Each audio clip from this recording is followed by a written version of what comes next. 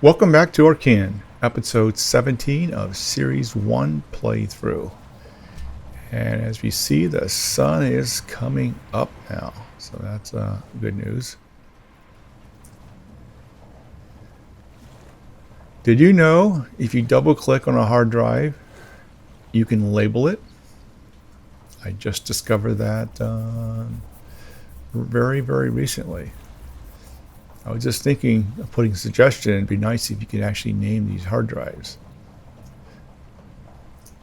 And the reason I name this, I'm going to yank this out. So in this episode, I'm going to completely disassemble this my initial mining vehicle, and I'm going to build a brand new one that's going to be a bit larger and factor in some of the things I've learned along the way so far. So we're going to go ahead and might as well save the wiring. So what I'm doing now, I'm stripping off anything that puts a load on the battery while it's still on charge. That way I can top it up to 100. And then once it hits 100, which it did, then go ahead and just disconnect it. Actually, it's still charging. Okay, there it hit 100%. Now we can pull these wires off. So I'm just going to, and your choices are to either save the wiring or just make more wiring. And if you pull a component off without removing the wire, then the wiring's just lost. So I figure I just go ahead and yank it all out and start, select the spool and start right clicking everywhere.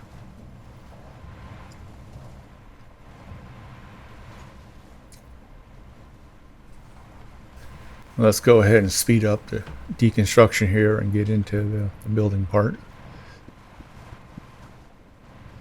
So basically, remove the wiring first, pull the hard drives, and then remove all the components. And what's left over should just be the blocks. Remove all them.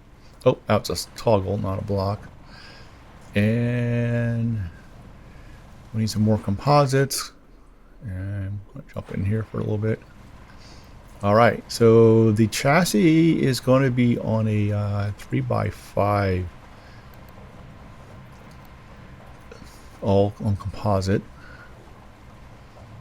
And what I want to do is I want the center of the vessel is there, so I want to go ahead and just sort of use that, because when I use the symmetry mode, it's based on that very first frame. So I use it as a center point to build out the 5x3, so 3 wide, 5. And we'll sort of fill this out here.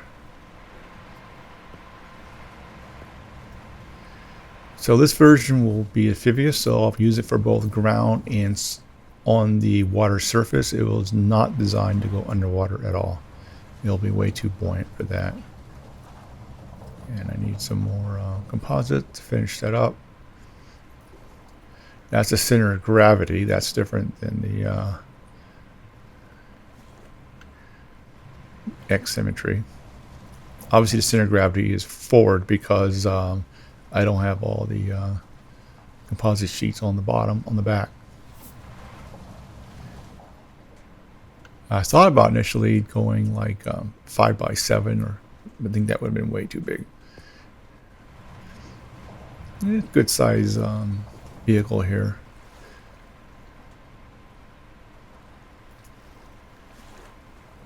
So the bottom part of the, I got to turn on the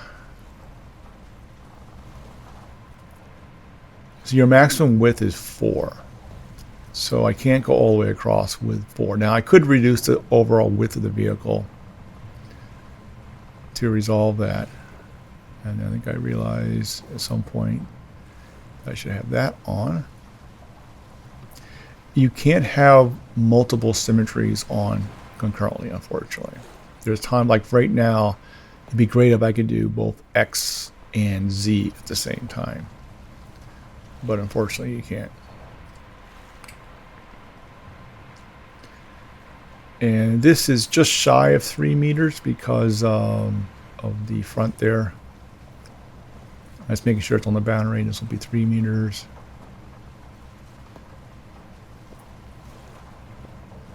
And I realize I want to make this too high.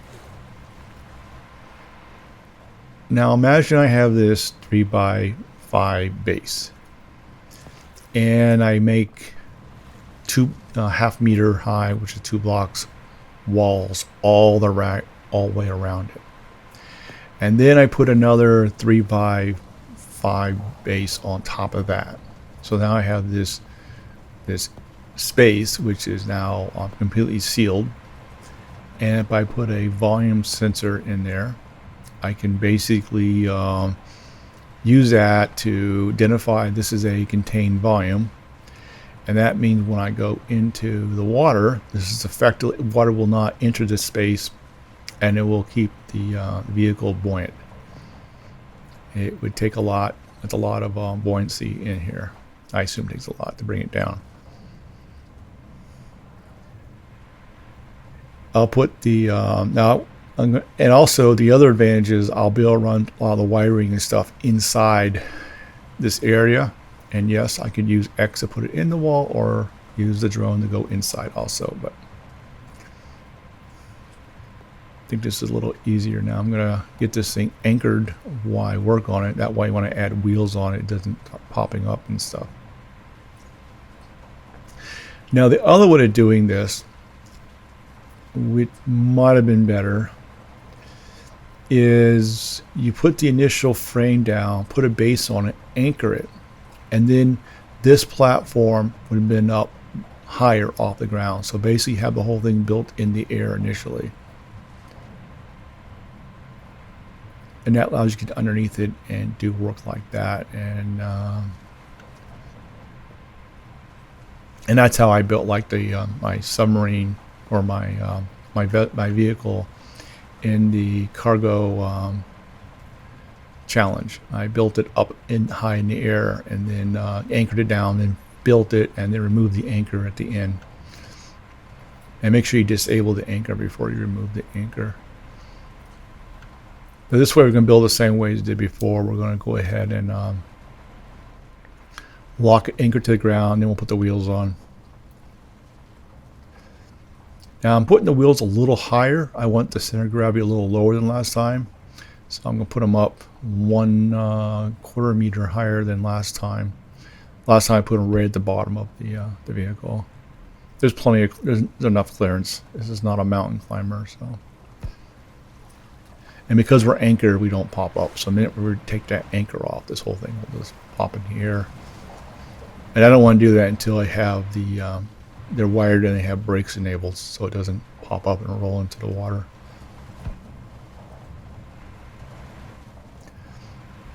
Okay, now, of course, if it goes into the water, then we'll put a, did it make yet a volume? There it is. So if you have an enclosed space that you want to contain something, which can be just air, it could be liquid, whatever, you need to put a volume, it's not really a sensor, but the volume chip on the inside of it, and then enclose it, and then you go in there with like the drone and hit scan, and it will verify the space is sealed, and it sort of generates it. So it doesn't auto determine spaces like that. So I'm going to come over here. I'll speed up the deconstruction of the vehicle. So I want to yank all the anything that consumes power, rip all that out. I want to leave the batteries there, still connected to the fully charged. We're going to pull the props off here.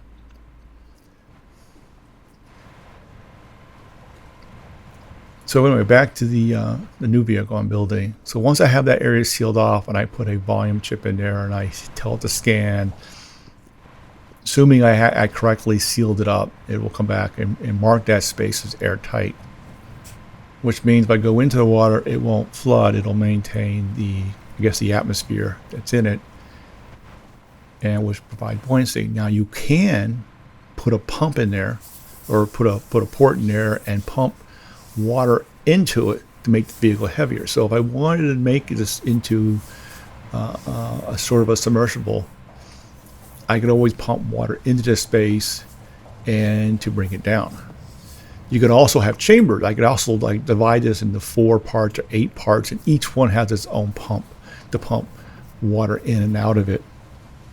And here I am I want to put it dead center. It doesn't really matter where you put it. And I could put it flat on the bottom, so you can make this thing like 1 cube high. All right, so all you do is put a top on it, and I have a nice sealed environment, except I'm going to cut a hole in the bottom of this thing. I gotta figure out where I'll put the hole.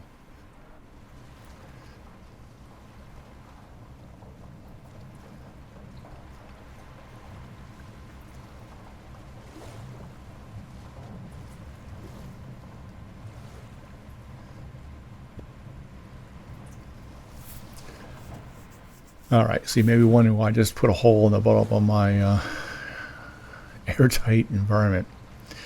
All right, so when I go into the water, I need to use, the wheels are not going to cut it, obviously, and I need propulsion. And since I have this space, what I'm going to do is to go ahead and have propellers that drop down. So basically, if we're sort of in land mode, the props will be raised so they won't affect clearance. And if we're in the water, we'll lower them. And so we'll have 4 props on this thing, 1 in each corner. One, and you'll see right about there in the middle of that, I'll have 1, and we'll do the front work on the fronts first. And what I'm going to do is work out the design of one of them. And once I have that design worked out, the one I want, I'll replicate that across the rest of the vessel.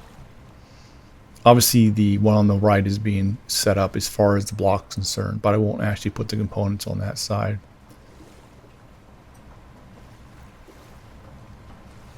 And by having it drop down, then it'll, I'll give you propulsion while you're in the water.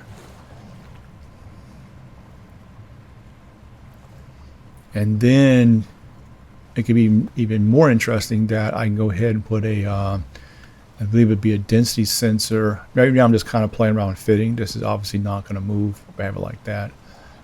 I'm just getting a giant judge the spot. Now I can make the props a little smaller, and that's something I still haven't played around with. Are these the optimum prop size and dimensions for underwater use? And I think once I have this set up, I'll play with that and, like, for example, see how fast I go, and then change the prop size and see if it increases speed or not. Because I assume they're not. They sort of work in the water, and they work on they do generate some air for on land a little bit, so I assume they're sort of a compromised prop and not optimized for the water. So my first thought is, and these 4 props will have pivots, so all 4 props will be able to do 360.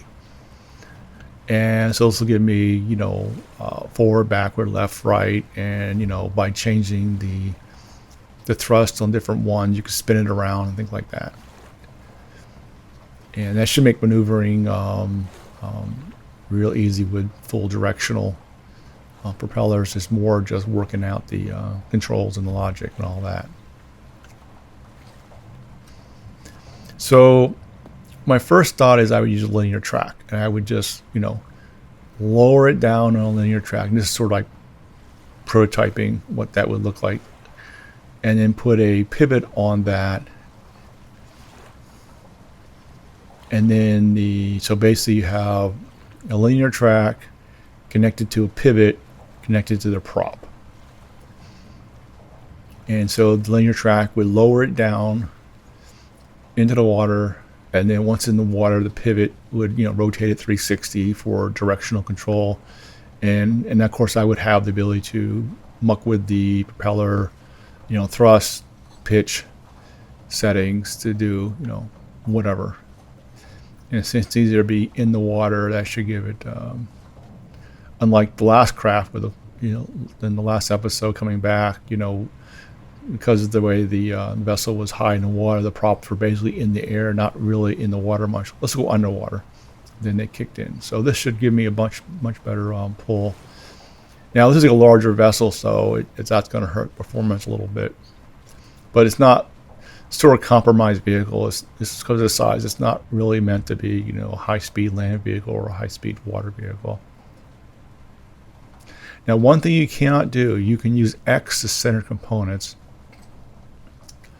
but you can't use that to center a block back on that center component. So once you put that block there, the blocks are always on a grid, and you can't move those around. You can move components around a little bit, but not the blocks.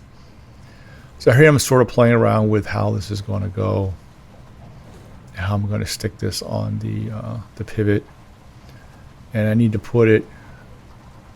That's that would work. So it would, if I get it in there, it would pivot. So right now we're focused on the prop and the pivot, and I can move the prop around a little bit. I can center the prop on this. I can use X to center the prop on the pivot itself.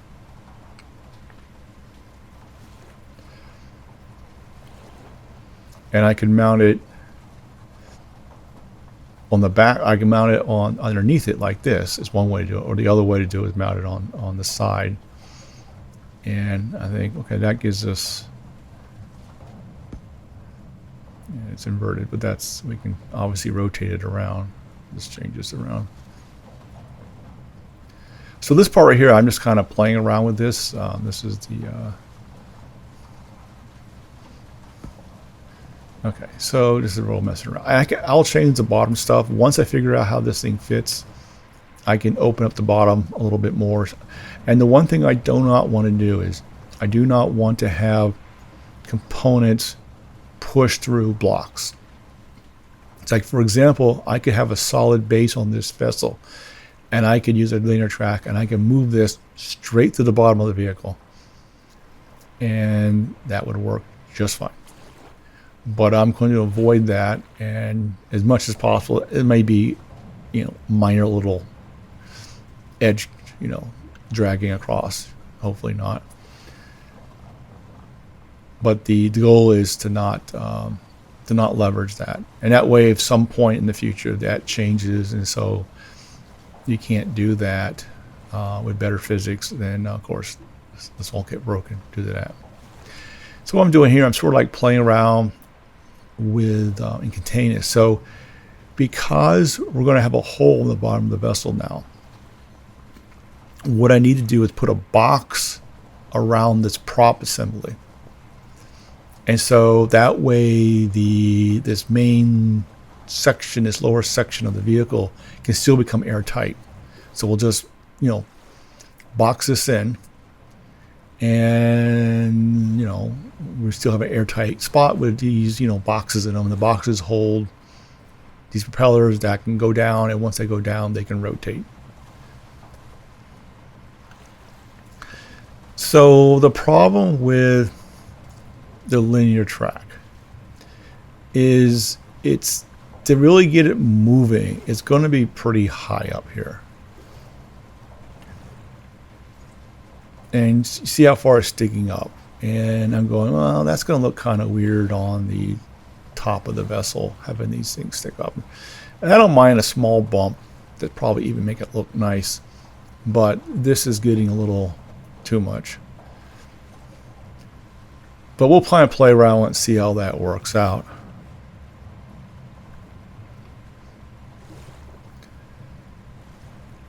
So we got a linear track, and then we got to place it So there's a fixed part and a moving part, and the fixed part is the part that has the power and data cable, and the other part is a moving part.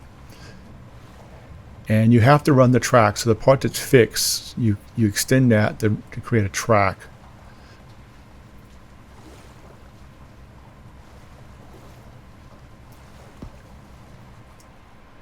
It really doesn't matter where you put this. You put the very top or the very bottom or in the middle somewhere, because as long as you extend the track the whole, up and down, then you can have the whole range to move it up and down. So it really comes down to, where's convenient for the wiring. And I thought the wiring would be a little more convenient if it's lower down there. So I thought I'd just go ahead and remove this and stick it down here.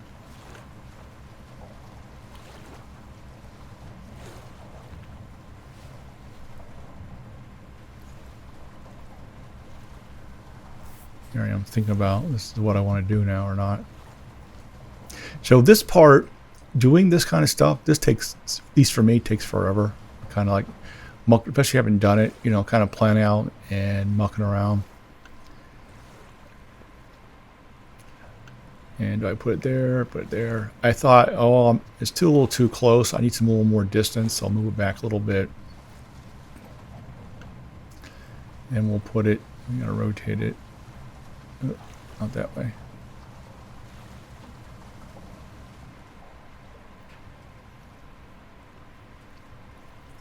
Because I can put the mouse on the side or the bottom, and yeah, right there.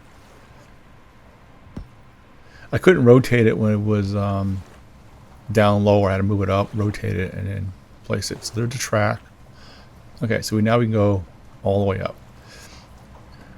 And if you hit V on there, you can manually set it, which is nice for building, so you kind of figure out how far it goes, and is it long enough or too long or whatever. So now we can build off the moving part. And you build off the moving part, you got to put the mouse on the moving part itself and then add to it. So I'm just going to get a little crazy here. We can always adjust this.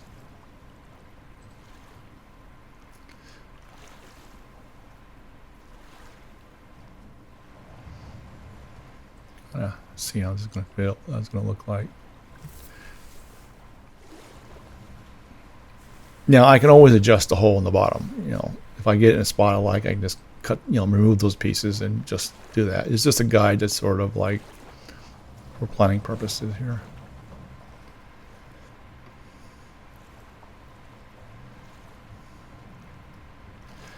And I'm doing this to make sure I don't accidentally, put a block on the wrong thing, and then that part doesn't move. So I put just a fraction, that way I know I'm putting it on the right one. Alright, so we get under drone mode, get underneath here, and then we'll mount the pivot. We'll use X to sort of center it there.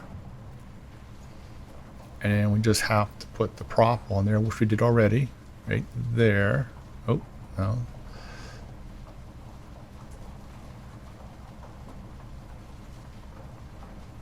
Okay. And so now we have something that will go up and down, and we can rotate it 360. And right now it's mostly clearing just for all. Now, this won't actually drag on the ground. If the prop itself was hitting the ground, oh, there it's all the way up. Okay, so that's clearing the ground. I mean, the wheels are pretty high. It's not like we're dragging the bottom of this vehicle or anything like that. So it could even be a slight lower, but looks like it just clears. And so if we ground the vehicle off, it's going to hit the bottom of the vehicle, not the prop. Okay, so that looks fine. If we put a big box around this, and then for testing purposes, we can lower it down. Now, this is where I should have had this thing up high. If I had this thing up high, I would have a better view of the prop. So if you do this, put a base, put a frame down, put a base, anchor it, and then make this bottom of the vehicle be, you know, one frame up in the air, and then build the whole thing out. Because then I can do this and see it. Now, the assumption is this thing's in the water. You know, the bottom of this vehicle is being right on the water, maybe sunk down a little bit. And so if I push the prop, if I push all the way down, I can't see the prop anymore. It's in the water, you know, it's close enough. Now I could make this higher and guarantee I really ram it down into the bottom there. All right, so I could just go with this, put a box around it. You know, I might have to make the bottom, that hole, a little wide, a little longer, but effectively, yeah, it looks about right. I put a box around this, and that way, when I put top on top of this area, I can make it airtight, and we can lower them when we hit the water and raise them on land, and spin around and turn the prop on and all that, and then voila. The problem is this because I can raise it up and down, the box is going to be pretty big, and it's going to cost me space on top of the vehicle. I think it'll look a little ugly, so I'm not going to do this. So let's speed up to the part that I changed this design. And quiz, what's my other option that will save me vertical space? I'll pull some of this more out, and there's your hint. Use a hinge. Since we have more horizontal space and limited vertical space, if I use a hinge, I can have it sitting level and then hinges the whole thing down.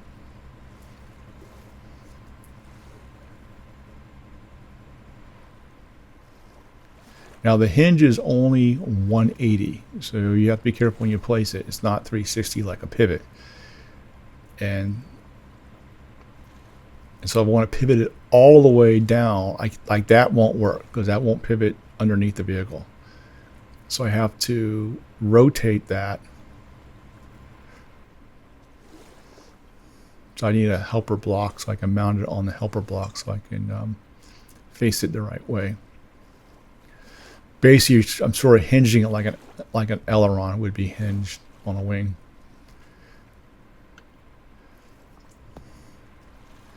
So we put a little, oops, not quite centered. And one more. Okay, that's centered. So if I center the hinge on that, take the outer two blocks we don't need.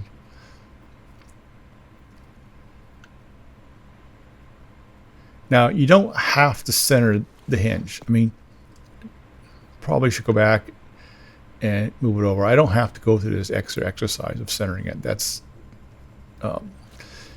if anything, maybe make it a little more outboard. And the advantage of not centering it, then I can put additional blocks on it without a problem. The only place I really need to want to center it on is on the pivot, make things easier, but okay. And there it goes. Okay, it clips into the bottom, so I want to move this up a little bit. I don't want to do that. It forks, you know, but I don't want to do that.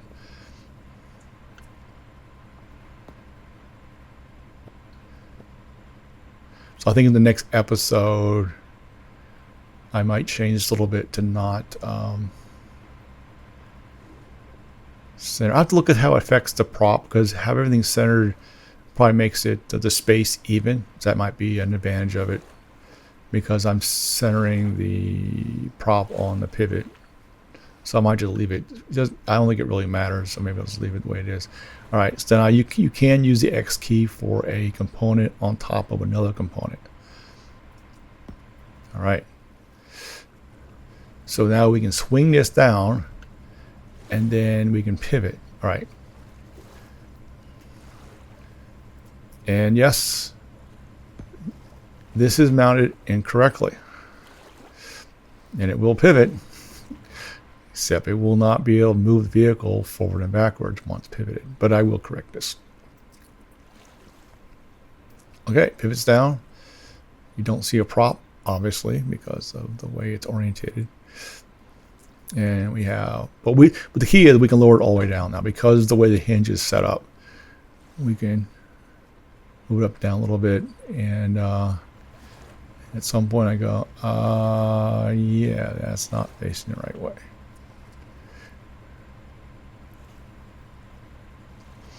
And definitely using the manual setting is quite useful in trying all this stuff out.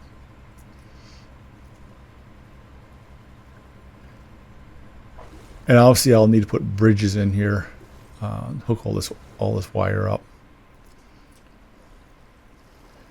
And I go, something's not right with this.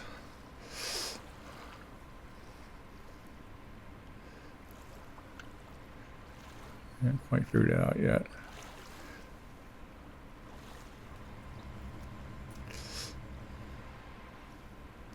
What I'm thinking about how to box it in, because I don't want to box the area too big.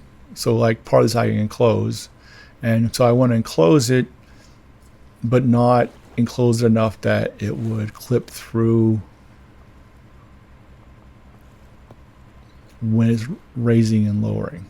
So that should, so that's why I'm sort of playing around with just this sort of my own little rule here to try to make sure I stay within that. So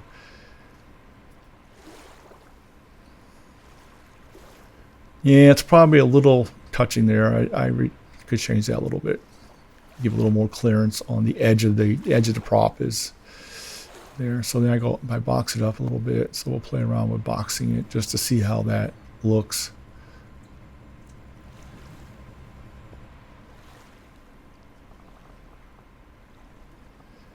And we'll take that up. So it'll go, if I put a deck on top of it, it'll kind of go up like one box, one cube around.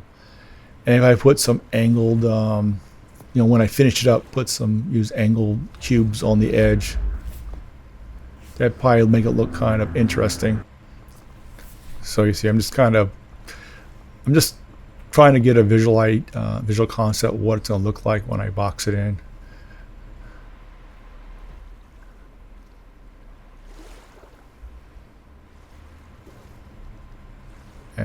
I'll need any more hinges for the rest. And so definitely, I think the hinge design is definitely better than the track design. So we'll definitely go with that route.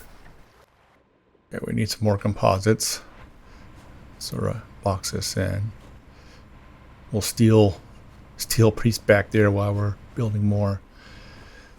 Okay, and then we put a cover on this, and still haven't fixed my prop yet. We'll get to that. Need some more composites. Put there. Okay, and then this is, think of this part right here. Imagine that goes across the whole vessel. I'm just going to do the corner here, not the whole thing, and that way we still have this. The volume would still be airtight.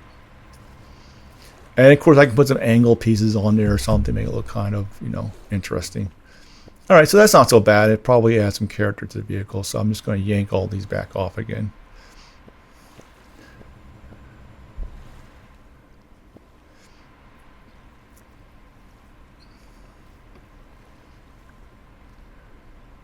Yeah, I think I'll make the box a little, cut that piece off the floor of the corner there so it's not clipping the edge there on the next episode. Yeah, I'm staring at that prop going, that's not facing the right way.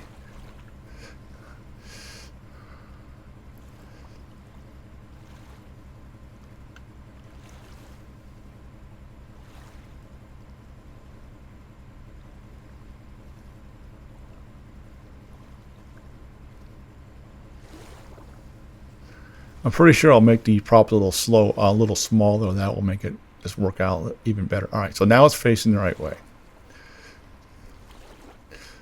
which means that obviously, let's clear some of this junk up so we can get a better view of what's going on here. Which means that we can't use 0. We have to put it in a more neutral position. That's down. And that's part way up. So we don't bring it all the way up. So what I'm going to do, I'm going to angle it just enough to clear the bottom, but not to go too high up that it causes, to use up more space. We'll kind of play around with this a little bit.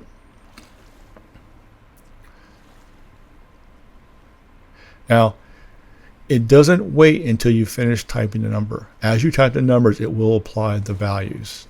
Okay, so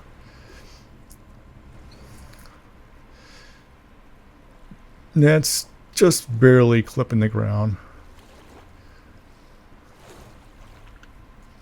So I'm just kind of estimate how high would that be if I put a side on here. So right about there.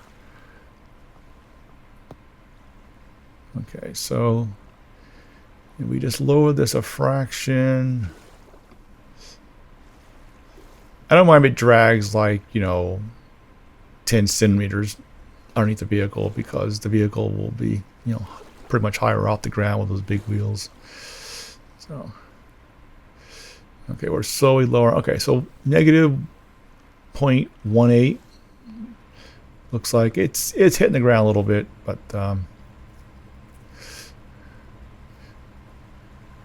doesn't have to be super perfect. All right, so then we box this in. I think just using a full box, not trying to do the weird, angle it around, would be fine. And then we'll just, plus a little easier. And then we'll just run this like that all the way across.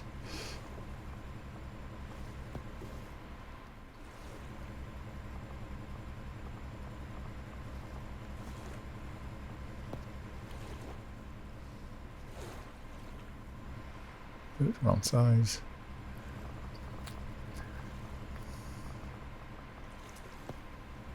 And we put one back here.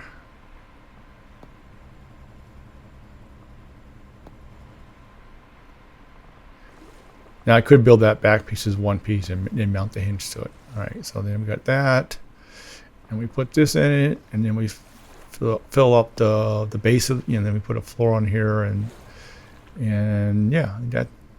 And if I put like an angle around there, just be one up. I think it'll look kind of nice, kind of neat, having the humps there. We'll have one on all four way around.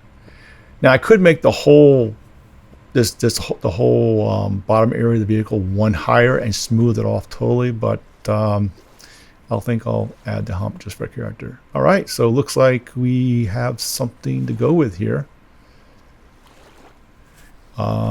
Next episode, we'll continue this work. Until next time, see ya.